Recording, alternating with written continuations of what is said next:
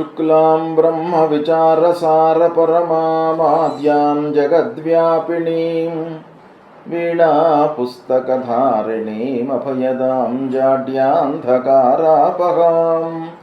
हस्ते स्फाटिकमालिकां विदधतीं पद्मासने संस्थितां वन्दे तां परमेश्वरीं भगवतीं बुद्धिप्रदां शारदां। श्री महागणाधिपतये नमः। श्री महासरस्वत्यै नमः। శ్రీ గురుభ్యో నమః। 2024వ సంవత్సరము డిసెంబర్ మాసంలో తులారాశిలో జన్మించినటువంటి వారికి గ్రహస్థితి మూలకంగా గోచార ఫలితాలు ఎలా ఉన్నాయో తెలుసుకుందాం. డిసెంబర్ మాసంలో తులారాశి వారికి ముఖ్యంగా సూర్యుడు 15వ తారీఖు వరకు ద్వితీయ స్థానంలో సంచరిస్తున్నాడు, ప్రతికూలం. తదనంతరం వృశ్చిక రాశి నుండి ధనుస్సు రాశిలోకి ఎంటర్ అవుతున్నాడు. అది తృతీయ స్థానం అవుతుంది, అనుకూలంగా ఉంటుంది. అంగారకుడు దశమ స్థానంలో సంచరిస్తున్నాడు, ప్రతికూలంగా ఉన్నాడు. బుధుడు 2వ స్థానంలో సంచరిస్తున్నాడు, అనుకూలంగా ఉన్నాడు. గురువు అష్టమ స్థానంలో సంచరిస్తున్నాడు తులారాశి వారికి. ముఖ్యంగా తులారాశి వారికి గురు భగవానుడి యొక్క అనుకూలత లేదు. ఆధిపత్య రీత్యా కూడాను తృతీయ షష్ఠమాధిపతి కనుక గురువు యొక్క గోచారము తులారాశి వారికి బాగా ఉండాలి. అయితే ఈ అష్టమ స్థానంలో సంచరిస్తున్నాడు, వక్రించి ఉన్నాడు గనక కొంత మోతాదులో అంటే దుష్ప్రభావము కొంత తగ్గేటువంటి అవకాశాలు ఉన్నాయి. ఇక శనీశ్వరుడు 5వ స్థానంలో ప్రతికూలంగా ఉన్నాడు, రాహువు 6వ స్థానంలో అనుకూలంగా ఉన్నాడు, కేతువు 12వ స్థానంలో ప్రతికూలంగా ఉన్నాడు.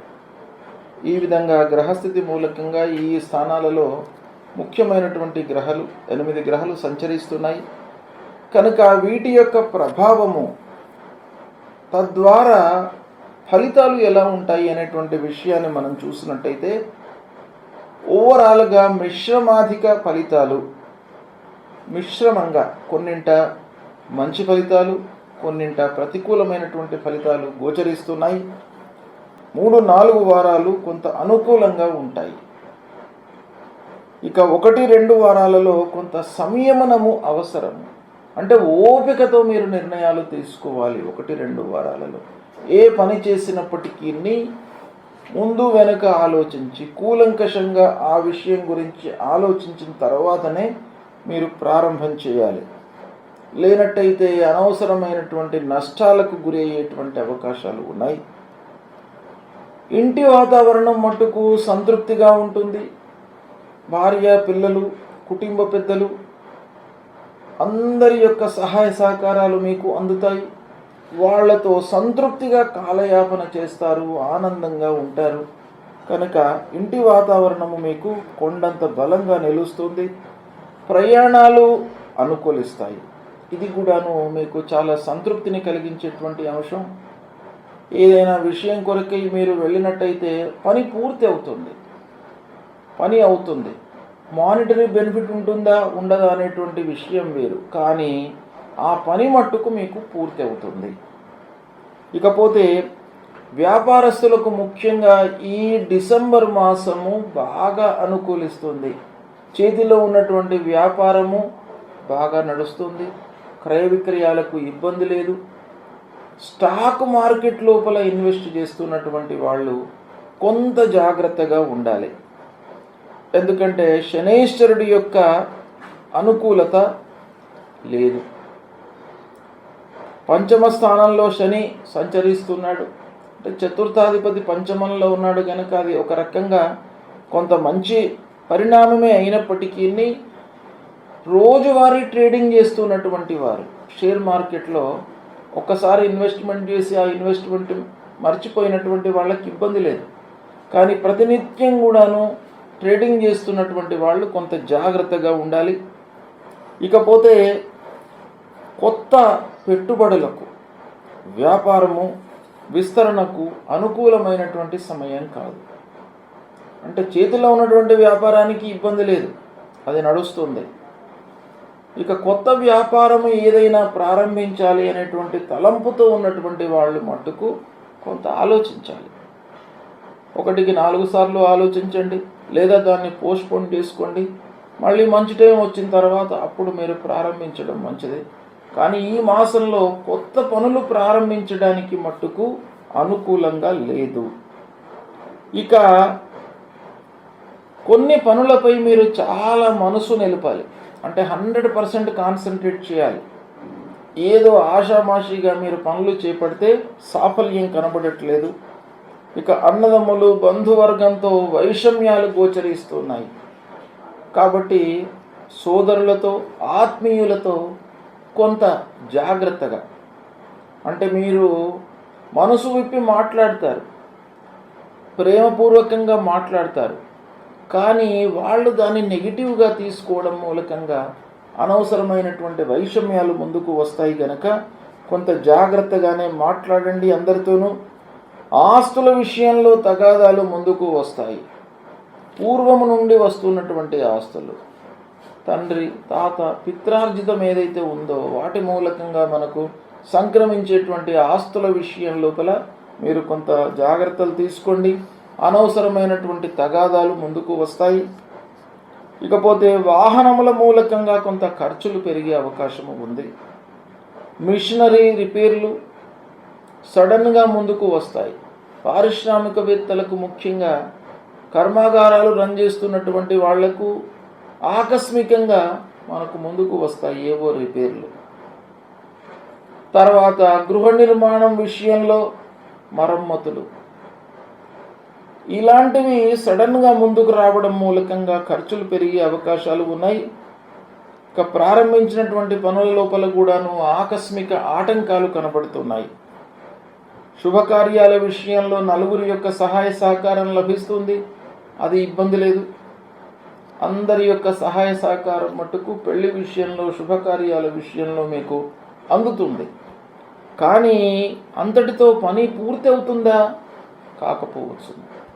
అయినప్పటికీ ఏదో రకమైనటువంటి సహాయ సహకారము, మాట సహకారం, శారీరక సహకారము, దాని తర్వాత మీకు డబ్బు విషయం లోపల సహకారం, ఇలా శుభకార్యాల విషయంలో, పెళ్లి విషయంలో మీకు అందే అవకాశాలు కనబడుతున్నాయి. ఇక ఆర్థిక పరిస్థితి మట్టుకు అస్థిరంగానే ఉంది, అంటే ఆదాయం లోపల హెచ్చు తగ్గులు కనబడుతున్నాయి. కొన్ని రోజులు ఆదాయం ఉండడము, కొన్ని రోజులు అసలే ఆదాయం లేకపోవడము, రావాల్సినటువంటి డబ్బు చేతికి అందకపోవడము, తద్వారా రుణభారం పెరిగిపోవడం, ఇలాంటివి కనబడుతున్నాయి. వీటన్నిటి మూలకంగా ఏంటంటే ఒక ప్రణాళిక, ఈ పని చేద్దాము అని మనము ఇదమిద్దంగా ముందుకు వెళ్ళలేనటువంటి పరిస్థితి ఈ ఆర్థిక స్థితి మూలకంగా కలిగే అవకాశం కనబడుతుంది.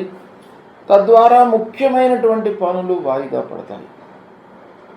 ఏవో ఖర్చులు ముందుకు రావడం, చేతిలో ఉన్న డబ్బు ఖర్చు కావడం మూలకంగా ఇంపార్టెంట్ పనులు ఏవైతే మనం చేపట్టవలసి ఉన్నాయో వాటిని మనము మీట్ కాలేకపోతాం, అవి వాయిదా వేసుకోవాల్సినటువంటి స్థితి ఏర్పడుతుంది. కాబట్టి కొంత జాగ్రత్తగా మీరు నిర్ణయాలు తీసుకోవాలి. కష్టానికి తగినటువంటి ప్రతిఫలము లేకపోవడంతో మనస్తాపానికి గురయ్యేటువంటి అవకాశాలు గోచరిస్తున్నాయి. కనుక మీరు 200% ఎఫర్ట్ పెట్టండి, 100% ఫలితం వస్తుంది. కాబట్టి మీరు ఏదైనా కూడా ఒక పనిని ఆశించి ఇది 4 రోజులలో నేను పూర్తి చేయాలి అని అనుకున్నట్టయితే 200% మీరు దానిపైన ఎఫర్ట్ పెట్టండి. అప్పుడు మీకు ఆ 4 రోజులు కాకపోయినా 8 రోజులకైనా కూడాను ఆ పని పూర్తి అవుతుంది. ఇకపోతే స్వయం వృత్తిలో ఉన్నటువంటి వారికి కొన్ని ఇబ్బందులు తప్పవు.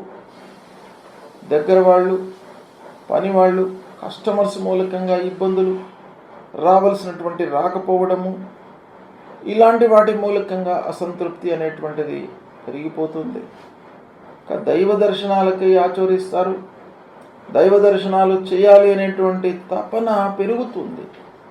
ఎందుకంటే మనిషి లోపల పనులు కాకపోయేటప్పటికీ దైవం పైన భారం వేయడం అనేటువంటిది ఒక సహజమైనటువంటి లక్షణం కనుక అలాంటి వాటిపై మనస్సు మళ్ళీ అవకాశాలు ఉన్నాయి.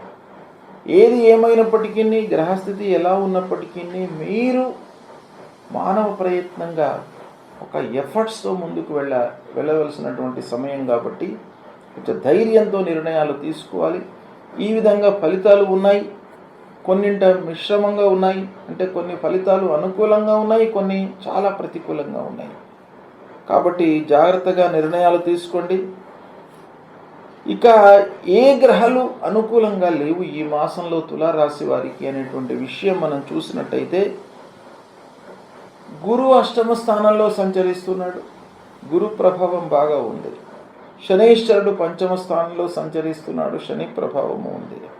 కేతువు, కుజుడు, ఈ గ్రహాల యొక్క ప్రతికూలత బాగా ఉంది. కాబట్టి ముందుగా గురు భగవానుడిని మీరు ప్రసన్నం చేసుకోవాలి.